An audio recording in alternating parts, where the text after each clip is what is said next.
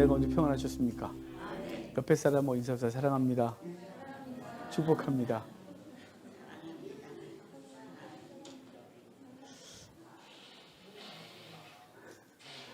제목이 있습니다. 제목 같이 읽겠습니다. 복음이 온 세상에 전파되어야. 아멘. 오늘 마태복음 24장을 우리가 보는데요. 24장을 종말장 이렇게 그래요. 예수님께서 종말에 대한 얘기를 해주시는 장면이거든요. 그런데 오늘 본문을 보면서 우리가 생각해 줄 게 있는데요. 여러분, 성경은 다중적 해석이라고 해요. 그러니까 선지선, 특별히 예언적 말씀들은 다중적 성취가 일어난다 그러거든요. 1차 성취가 일어나고 그 이후에 종말론적 성취인데요.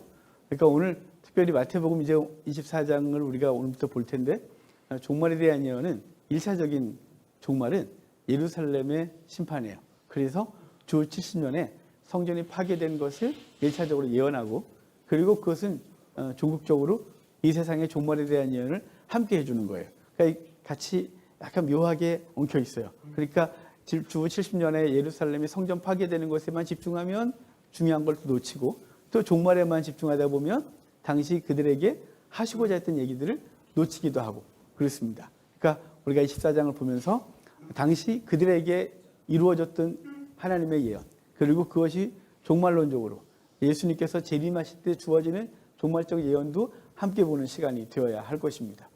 오늘 이제 예수님께서 제자들과 이야기를 시작할 때 성전에 대한 얘기부터 시작해요. 자, 우리 1절 좀 볼까요? 24장 1절 같이 읽어요. 같이 읽겠습니다. 예수께서 성전에서 나와서 가실 때에 제자들이 성전 건물들을 가리켜 보이려고 나오니. 예수님께서 성전에 있다가 나오셨어요. 지금 어떤 상황이었어요? 23장에 우리가 중간에 부활절 있고 종료줄 있어갖고 두 줄을 꽁충 뛰어넘었거든요.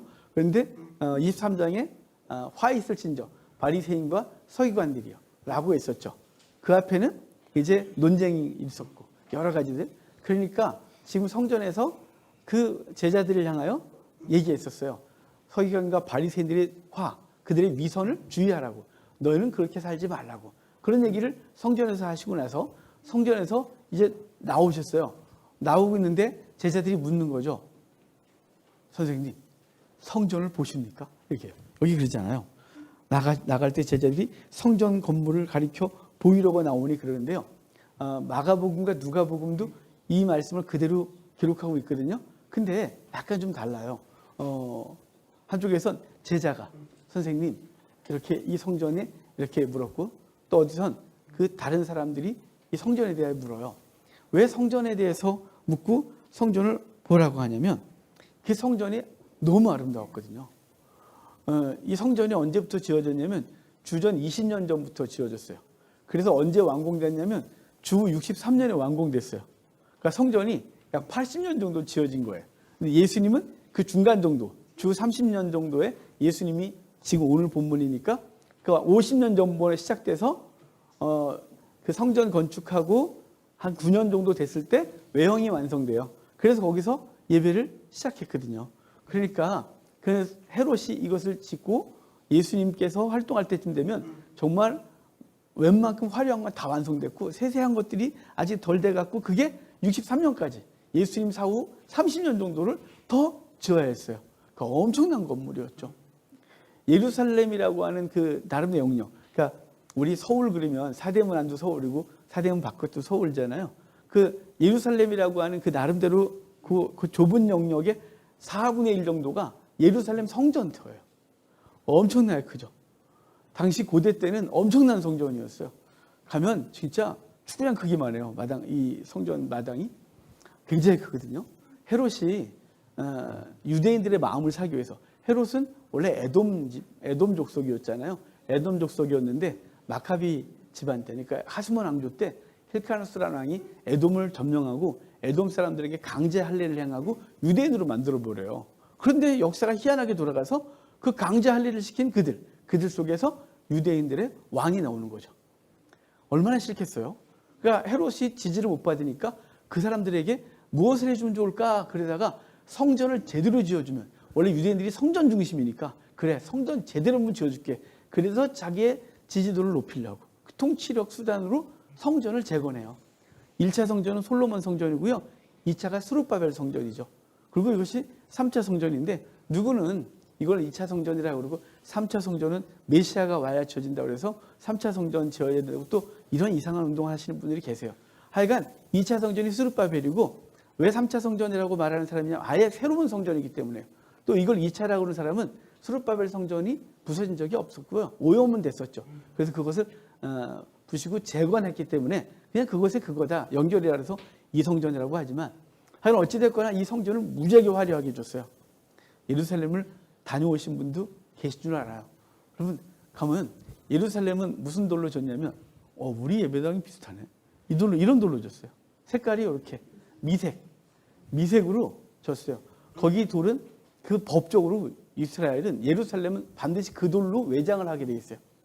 콘크리트 외장이 아니고 다 이 돌로 외장을 다 하게 됐어요. 그래서 멀리서 해질 때 보면 그 황혼에 이것이 비치면 황금도성처럼 보이게 만들었어요. 성전도 당연히 그 돌로 졌죠. 당시 성전돌은 거기서 밑에서 지하에서 파올리기도 했고 베들레헴에서 성전돌을 갖다 거기 채석을 해서 끌고 와서 졌어요. 엄청나게 큰 돌을. 정말 그 돌을 보면 이걸 대체 어떻게 끌고 왔지 싶을 정도로 돌 하나 크기가 엄청나요. 그러니까 그것을 갖다가 그 축대를 쌓고 엄청나게 평지를 만들고 거기다 성전을 재건했으니까 정말 화려했겠죠. 근데 주님께서 무너지겠다고 했거든요. 우리 그 앞에 좀 보실래요? 우리 여러분 성경을 보셔야 돼요. 23장 38절을 봐요. 23장 38절. 발음이 이렇게 안 돼갖고. 자, 38절 같이 읽어볼까요? 보라, 너희 집이 황폐하여 버려진 바 되리라. 자, 지금 화 있을진저 막 얘기하다가 그 맨 마지막 화는 뭐였냐면요. 그들이 우리를 박해할 거다. 나를 박해하고 너희를 박해할 거다고 한 다음에 주님께서는 이 예루살렘 성전이 황폐하게 될 것이라고 말하고 있는 거예요.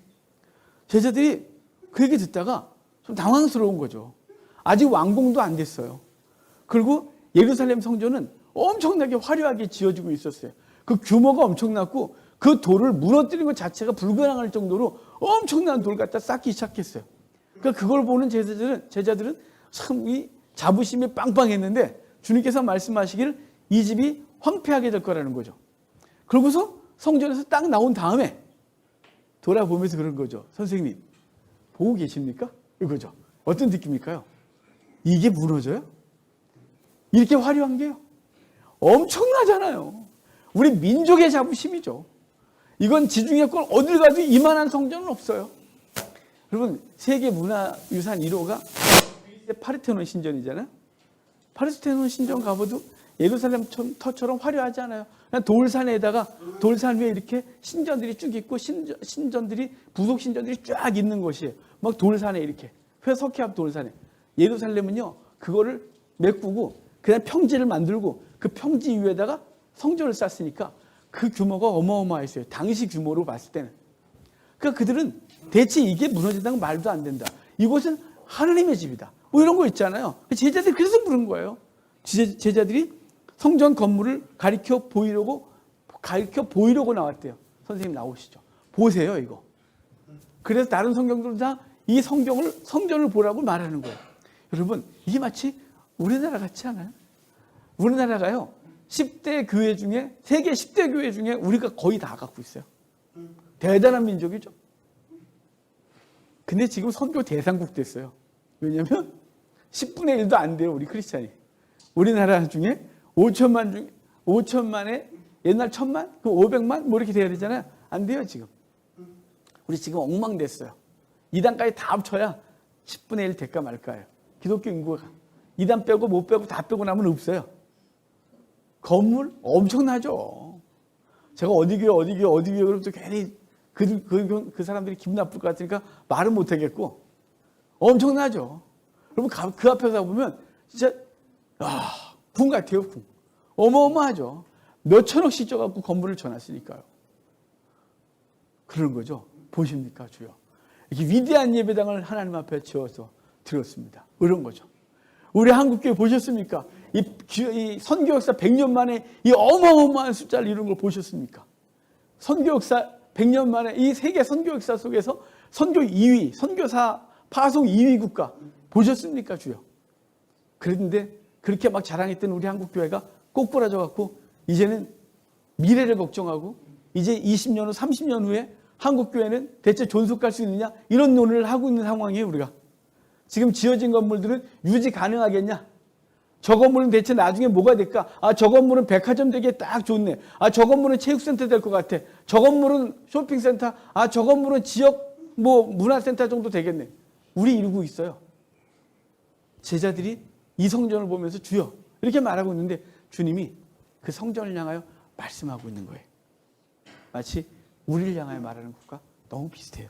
자, 우리 2절도 볼까요? 그러면 2절 같이 읽겠습니다. 대답하여 이르되 너희가 이 모든 것을 보지 못하느냐?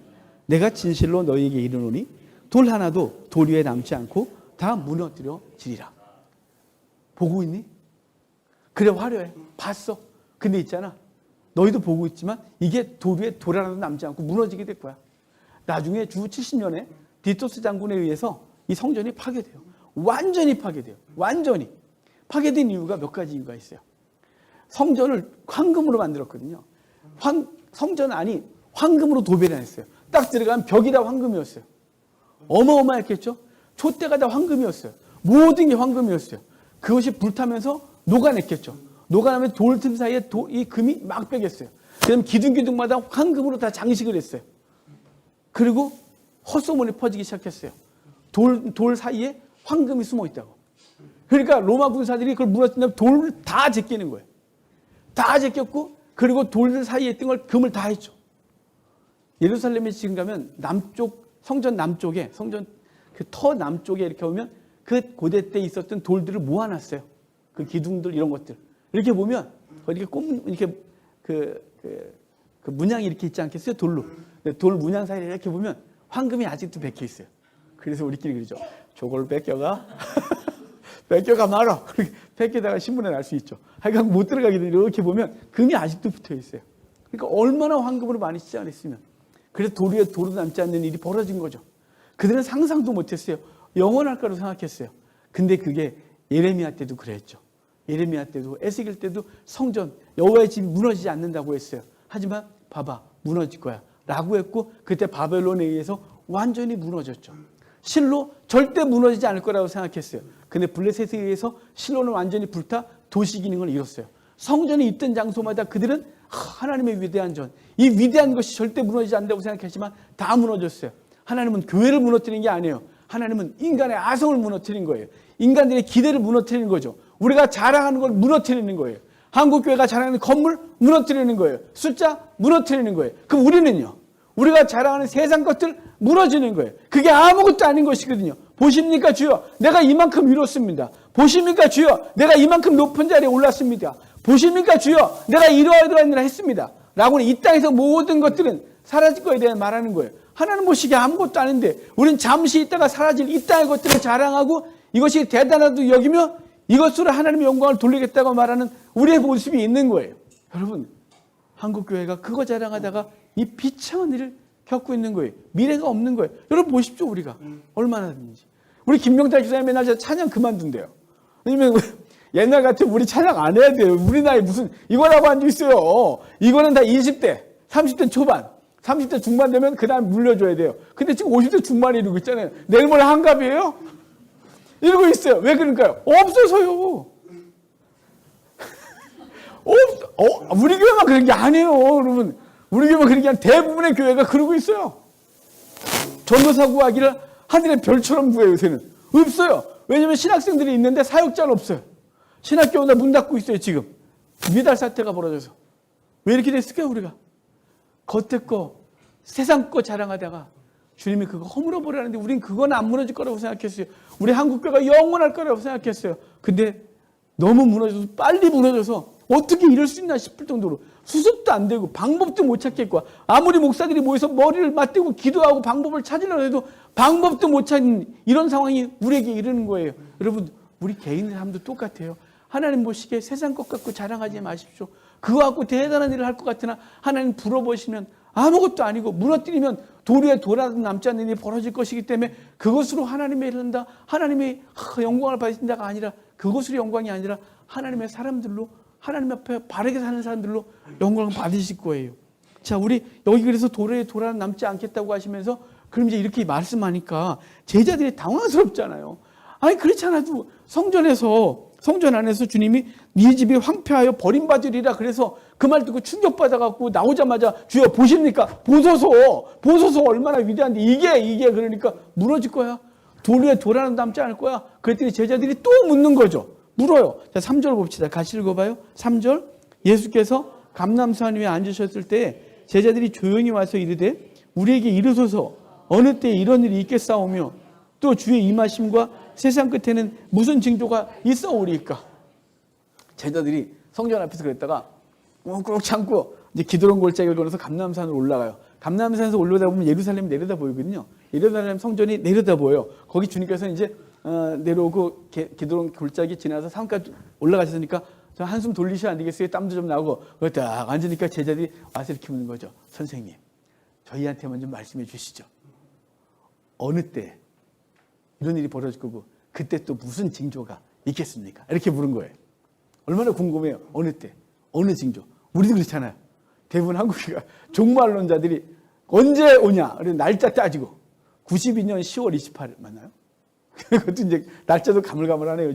20년 전, 아니 30년 전이네요. 그 이상한 짓 했던 사람 다미선교회 날짜 따지고 그때 또 무슨 징조가 있으리까 그래갖고 이제 막 징조를 찾아요. 그래서 봐라 이거 봐라 이제는 종말이다 이거 봐라 종말이다 이렇게 말하는데 이제 그것에 대해서 우리가 막 하는 거예요. 제가 아까 서론에 말씀드렸죠.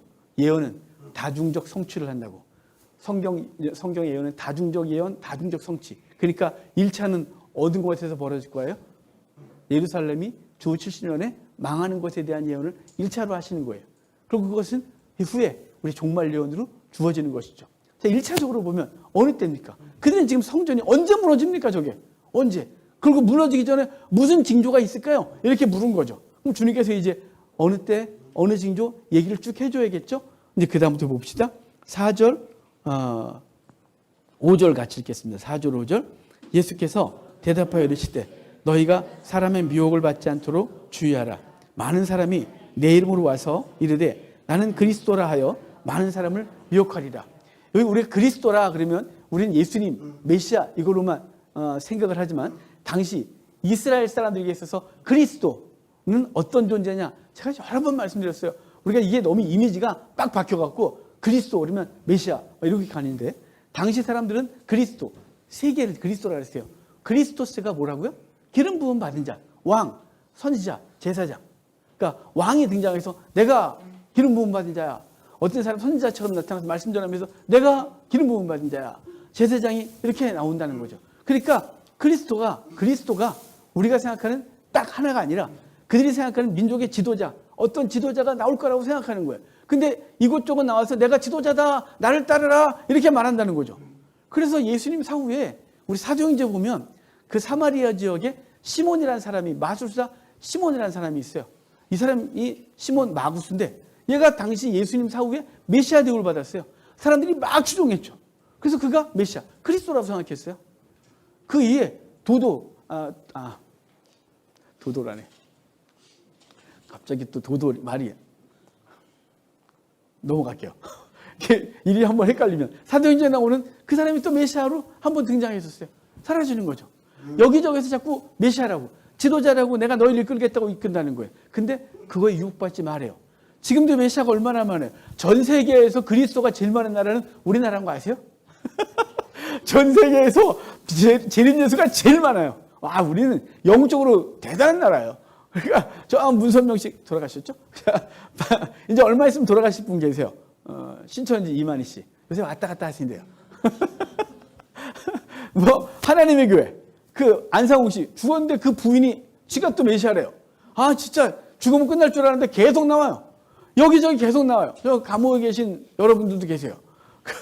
저기 JMS 그분도 지가 메시아래요. 여기저기 많아요. 정말 그러니까 그런 거에 미혹당하지 말래요. 여러분 여기저기서 자기가 지도자라. 우리의 기독교인들이 기다리는 지도자 영적 지도자잖아요. 그리스도. 여기저기서 그리스도라고 말하는 것은 듣지 마라 라고 말하는 거예요. 왜냐하면 주님이 오시면 이렇게 미적지근하게 안 오세요. 그분이 오시면 한 방에 끝나요. 한 방에. 그분이 오시는 순간 모든 세상의 사단과 세상은 심판을 당하고 우린 들림받아 영원한 나라에 가기 때문에 여기 뭐 오셔갖고 몇 년 동안 일하시다가 뭐 하다가 이런 거 없어요. 그러니까 그런 거에 유혹당하지 마라 이렇게 말하는 거예요. 또한 여러분 여기저기서 그리스도라고 하는 사람이 미혹당하지 않을 뿐만 아니라 여러분 목사들한테 미혹당하면 안 돼요. 저도 목사지만 우리 목사들의 말이 절대적이지 않아요. 우리 목사들도 실수하고 목사도 성경을 잘못 보고 목사가 정말 나쁜 생각을 하면 성경을 통하여 자기 생각을 막 포장해서 그것으로 사람들을 이끌고 사람들의 재물을 취하고 사람들의 헌신을 취하고 아직 자기가 이 땅에서 대단한 사람처럼 그래서 성도들을 착취하게 되는 거예요. 다 미혹당하는 거죠. 여러분 오직 주의 말씀만이에요. 주의 말씀에 근거해서 저 사람이 말씀에 근거해서 하구나 라고 하면 따르면 되는 것이고 함께 하는 거죠. 따른다기보단 동역하는 거예요. 그런데 그가 아니면 절대로 미혹당하지 마십시오. 두려워하지 마십시오. 목사한테 순종하라는 벌받아 이 사람아. 거짓말. 교회 따라오면 저주받아. 거짓말. 그런 사기는 절대 들으시면 우리 교회 떠나도 괜찮아요. 아니 좋은 교회 얼마나 많은데요. 훌륭한 목사님들이 얼마나 많은데요. 그런 걱정하지 마세요. 그런 거 괜히 우리가 종교성에 근거해서 우리 교회에서 다른 교회 갔는데 그 교회에 또 얼마 있다가 한 1, 2년 정도 있다가 거기 사고를 당했어요. 봐봐 교회를 떠나는 게 사고 당하잖아. 이렇게 말하는 거 듣지 마세요. 괜찮아요. 하나님이 그렇게 쪼잔한 분 아니세요. 그런 거 갖고 자꾸 유혹을 하거든. 저 이상한 사기꾼 같은 애라고 그러면 되는 거예요. 그러니까 그리스도가 여기 있다 저기 있다 속지 말고 그리스도까지 못 가도 그리스도 흉내내고 있는 우리 이 땅의 사역자들이 하나님 말씀을 왜곡하여 여러분의 삶을 막 뒤로 흔들려고 하거든. 유혹당하지 말고 말씀 앞에 딱 서서 말씀이 근거하면 그 말 같이 동역하면 되고 말씀에 근거하지 않거든 두려워하지 마십시오. 하나님은 우리에게 평강을 주셨지 두려운 마음을 주시는 게 아니에요. 종교성에 근거해서 혹시나 벌 받을까 봐 괜히 저 말을 안 따르면 그럴까 봐 한국교회가 망한 거예요. 목사가 잘못됐으면 하지 말아야죠.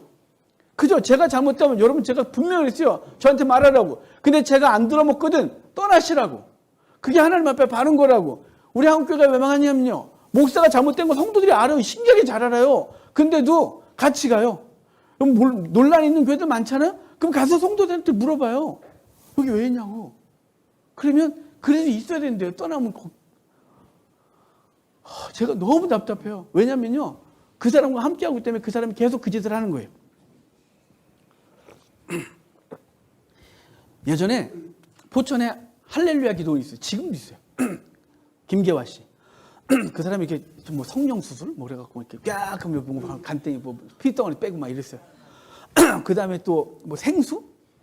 이름도 기억 안 나요. 거기 그 물 한번 먹으러 갔더니 되게 먹었어요. 컵 씻었다가 그거 대체 뭐 하는 게야? 우리 친구 목사가 갔어요. 가서 봐야 알잖아요. 그때 이제 물컵 그거 생수 뭐 생명했습니까? 그거 되게 귀하게 여기는데 컵이 있으니까 컵을 우리가 한번 헹궜다가 관리자한테 무지하게 먹었어요. 그 물을 그렇게 해서 버린다고.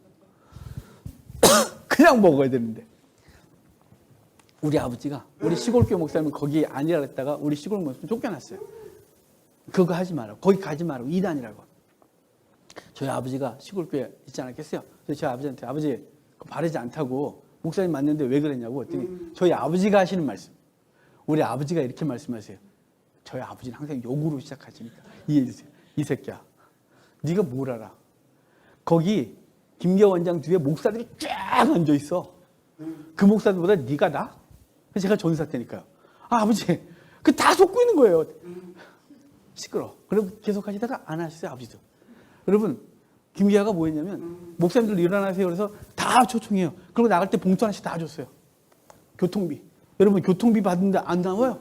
나와야지. 목사랍시고 목사가 쫙 앉아있으니까 성도들은요. 와 우리 목사님 지지하나 봐. 목사님들이 진짜 쫙 있는 거니까 괜찮나 봐. 그걸 다 속았어요. 다 속은 거예요. 여러분 앞에서 바르지 않으면 같이 가면 함께 속는 거고 함께 망하는 거예요. 바르지 않거든 돌아서셔야 돼요. 성경적이지 않으면 절대로 같이 가면 안 되는 거예요. 그것은 하나님의 나라를 무너뜨리는 짓이에요. 여기 미혹당하지 말라잖아요. 그런 잘못된 가치관에 미혹돼서 이 예루살렘이 무너진 거예요. 자, 또 볼까요? 무슨 짓이 좀 어려졌지? 6절부터 8절 같이 읽어봐요. 6절부터 8절. 난리 소문을 듣겠으나 두려워하지 말라. 이런 일이 있어야 돼. 아직 끝은 아니니라. 민족이 민족을 나라가 나라를 대적하여 일어나겠고 곳곳에 기근과 지진이 있으리니 이 모든 것은 재난의 시작이니라. 자, 전쟁, 기근, 갈등 등이 있대요. 그것이 뭐라고요? 재난의 시작이래요. 여러분, 이상하지 않아요? 안 이상하세요? 여러분, 얼마 전에 대만 지진이 일어났잖아요. 그럼 재난의 시작이다. 종말의 시작이다. 동일본 대지진이 벌어졌을 때 바로 종말의 시작이다.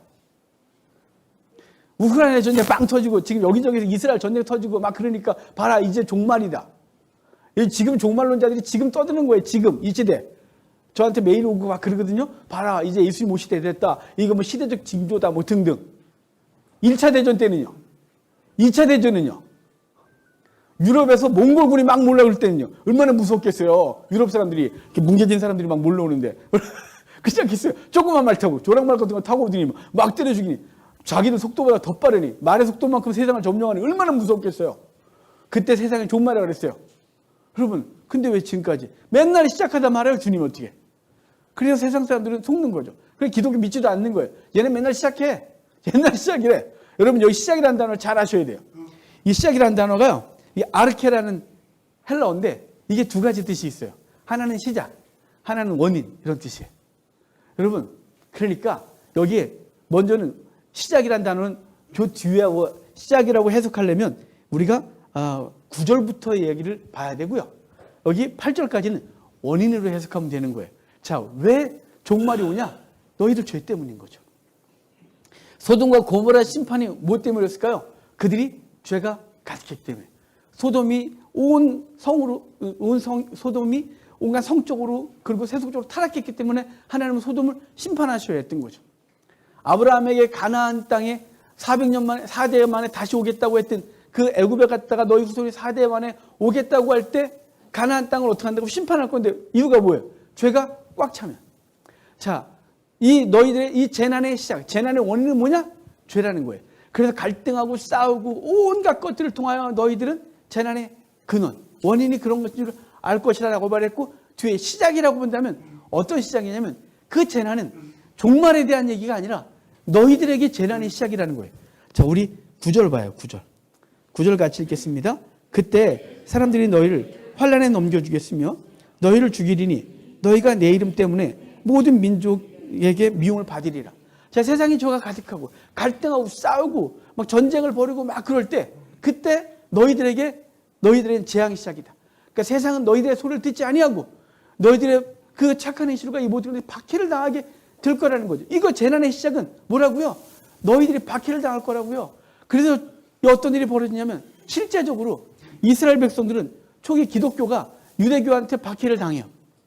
박해를 당하다가 우리 사도행전을 보면 야고보가 헤롯 아그리빠에 의해서 순교를 당해요. 그러고 나서 베드로가 잡히고 베드로가 감옥에 갇혀있을 때 하나님께서 옥문을 열고 베드로를 끄집어내죠. 그리고 헤롯 아그리빠는 그 총독부가 있던 가이사랴에서 그 두로 사람들, 지금 레바논 사람들 내려와 있을 때 그들 앞에서 여러분 막 그랬다가 와 신의 소리다 막 그랬더니 그렇지 그러다가 충이 먹어 죽어요. 헤롯이 충이 먹었는데 이게 맹장염, 급성 맹장염으로 며칠 있다가 배가 터져 죽어요. 배가 터졌다니까 이상하네. 맹장염으로 죽어요. 그러고 나니까 어떤 일이 벌어졌냐면 야 박해하지 마. 그래서 기독교 박해가 없어요. 유대교 안에. 못해요. 무서워서. 아니 기독교인들 사도들을 하나 죽이고 두 번째 거 가둬놨는데 두 번째 베드로는 밤에 사라져버리고 없어졌고 그리고 헤롯은 충이 먹어 죽었으니 감히 누가 정적 박해를 할 수 있겠어요. 그래도 못했어요. 그러다가 로마가 이제 예루살렘을 침공할 때 그 로마를 대항해서 유대가 항쟁을 벌였죠. 세금 문제와 여러 가지 때문에 항쟁을 벌였는데 그것 때문에 전쟁이 벌어지고 예루살렘이 멸망하거든요. 그럴 때 기독교도들이 이 마태복음 24장에 가증한 것이 산후의 서거든 너는 피하라 그래요. 그래서 이 기독교도들이 예루살렘에 다 나와갖고 지금 요르단에 있는 펠라 지역으로 요단강 건너서 다 도망가요. 기독교다가. 그러고 나서 예루살렘 성전이 완전히 파괴돼요. 그러고 나서 어떤 일이 벌어지냐면 기독교도들을 본격적으로 박해요. 유대인들이. 그래서 성전을 내어쫓고 회당에서 내어쫓고 이런 일이 벌어져요. 여기 뒤에 이제 그런 일 얘기할 거거든요. 회당에 내어쫓고 회당 가서 막 그들을 재판하고 막 이런 일이 벌어지는 거죠. 기독교가 본격적으로 박해를 당하는 거예요. 그때 그런 일이 벌어질 거라는 거예요. 여러분, 그러니까 우리가 이 땅에서 복음 증거하면서 이 환난은 이 땅의 재앙이 죄악이 있고 그 죄악은 성도들이 어려움을 당하게 되는 일이 벌어지는 거죠. 여기 그런 일이 벌어지는 거예요. 이건 제가 이중적, 다중적으로 해석한다 그랬어요. 예루살렘 성전이 파괴되는 1차적인 이야기, 그리고 그것은 종말에 우리에게 주어질 환난과 어려움들 이야기. 그러니까 여기 징조가 무엇입니까? 그런데 그 징조들을 얘기를 해주고 있는 거예요. 그 다음에 또 12절부터 13절까지 같이 읽읍시다. 거짓 선지자가 11절부터 13절이요. 거짓 선지자가 많이 일어나 많은 사람을 미혹하겠으며 불법이 성함으로 많은 사람의 사랑이 식어지리라. 그러나 끝까지 견디는 자는 구원을 얻으리라. 거짓 선지자, 아까 미혹 등등과 같은 얘기예요. 이런 일이 막 벌어지겠다고 하는 거죠. 그럴 때 너희는 끝까지 견뎌라. 끝까지 견디는 건 대체 뭘까요? 환난에도 버텨야 되고 믿음 분명히 붙들고 유혹당하지 마셔야 돼요. 세상이 아무리 교회가 다 그쪽으로 간다. 그래도 여러분이 이게 바르다 그러면 절대로 움직이면 안 되는 거예요. 바르지 않은 사람이 바르지 않은 방향으로 막 물러갈 때 나도 가야 되나 싶을 때 있죠. 그럴 때 움직이지 마세요. 아니야, 난 그게 옳지 않아 라고 해서 딱 그 자리에 서 있는 거예요. 딱 서 있는 거예요. 여러분의 믿음을 이 땅에 사는데 세상이 그렇게 움직여도 그게 아니야 그러면 그냥 그 자리에 서 있는 거예요. 세상이 이게 법이야, 이것이 잘 되는 법이야, 그래도 그게 아니거든. 딱 버티고 서는 거예요. 심지어는 교계가 어느 방향으로 막 몰려가요. 근데 성경이 보기에 그게 아니에요. 그럼 여러분 딱 버티고 서는 거예요. 아니지, 그걸 바르지 않지 라고 하는 거예요. 그게 구약의 선자들이 섰다가 맞는 이유였어요. 선자들이 아니야 라고 외쳤다가 무지하게 맞는 거예요. 혼자 버티 서다가 다 그리 가는데 예레미야가 버텨섰고 에스겔이 버텨섰고 이사야가 버텨서고 엘리야가 버텨서고 이럴 때마다 박해가 있었어요. 하지만 그 버텨선 사람들 통하여 하나님의 나라가 든든히 서는 것이, 하나님의 나라가 그들을 통하여 다시 회복되는 거예요. 여러분, 그 종말 때까지 하나님이 우리를 부르실 때까지 우리가 바르다고 믿는 것에 대해서 딱 서는 것이에요. 그것이 우리가 이 종말을 사는 자세인 거죠. 14절 같이 볼까요? 14절 같이 읽어봐요. 이 천국 복음이 모든 민족에게 증언되기 위하여 온 세상에 전파되리니 그제야 끝이 오리라. 자, 종말은 언제 온다고요? 복음이 땅까지 증거될 때까지, 그때까지 종말이 안 와요. 우리 요한계시록 6장에 보면 6가지 인이 떨어지는데 그래서 5번째 인 떨어지니까 어떤 일이 벌어지냐면 제단 아래에서 성도들이 울부짖어요. 주여, 어느 때까지 주님 참으실 겁니까? 저 대적들을 언제까지 심판하지 않으실 겁니까? 언제까지 사역자들이 죽어나가는 걸 보고 계실 겁니까? 주님께서 그들에게 이렇게 말해요. 너는 잠깐 쉬어라. 두루마기를 주시고 흰 두루마기를 줘서 구원받은 그들을 말씀하시면서 너는 잠깐 쉬어라. 너가 동료들의 수가 찰 때까지.